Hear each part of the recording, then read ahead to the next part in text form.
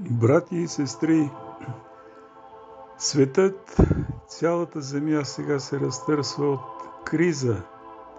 Всяка плът страда. Но какъв е проблема? Къде е причината? Кой е виновника? И какъв е генезиса на тази криза?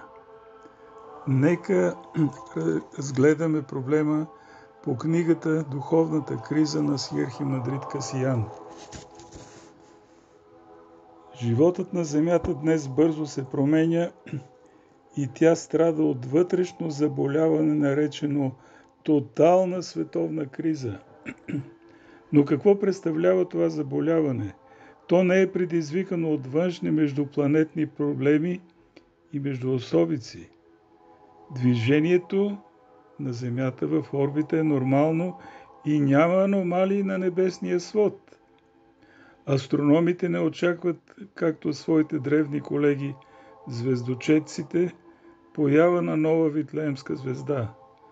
Тя вече изгря, но малцина разбраха, че тя извести раждането на очаквания Спасител, Богомладенеца Христос. Ясно е, че болестта е вътрешна, без никаква зараза отвън, и друг Богомладенец няма да се роди. Причинителят на болестта е един от нейните обитатели, човекът, Homo sapiens, който претендира да е и неен господар. Това са малките простосмъртни и ефимерни същества, хората. Тези обитатели констатират кризата във всички сфери на живота като факт, но не признават, че истинският причинител са самите те. И никой от тях не дава отговор за причините и как да се отстранят и дали е възможно да се възстанови отново равновесие и истински мир на земята. Еколозите са смутени от глобалното затопляне и когато са събрани на световен симпозиум за него, настъпват невероятни студове. Може би затоплянето идва от по-високата температура при грипни епидемии или високото напрежение на човешките взаимоотношения, войните по цялата земя, с които и самите хора нарушават природния баланс. Впрочем,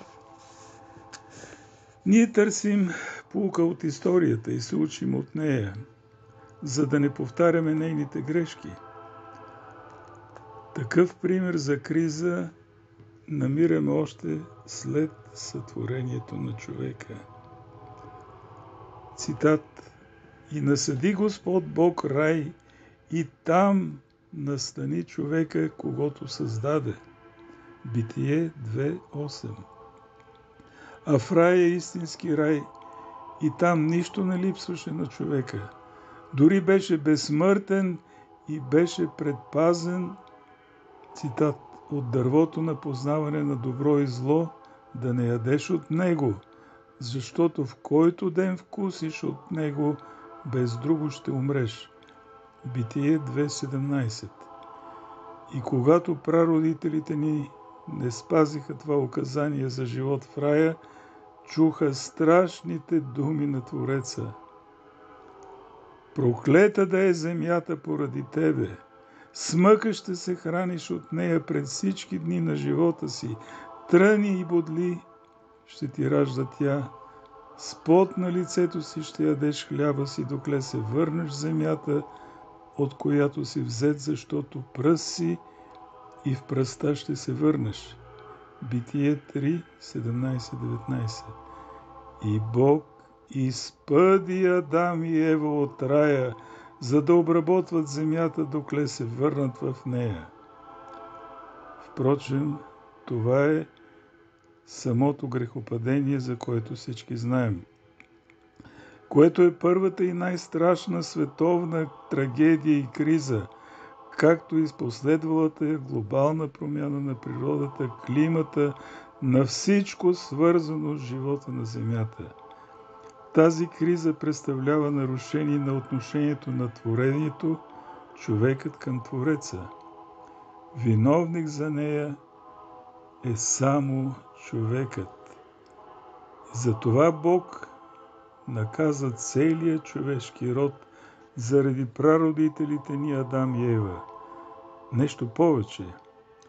Всички останали кризи в последствие бледнеят и носят последствията и отпечатъка на тази първа криза. Този факт никой не може да отрече, освен безумни. Рече безумец, в сърцето си няма Бог. Псалом 13.1. Впрочем, виновните, както казахме, за тази криза, прародителите ни Адам и Ева отдавна са починали.